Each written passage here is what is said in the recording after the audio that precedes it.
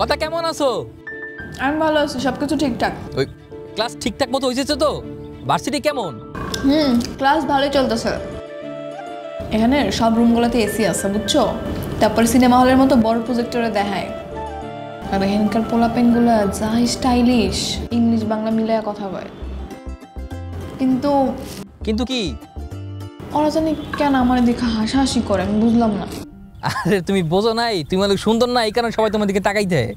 আরে না, সুন্দরের জন্য না। আমরা যেরকম আমাকে গ্রামের পাগল দেখলে হাসি, ওইরকম আমার দিকে হাসাহাসি করে।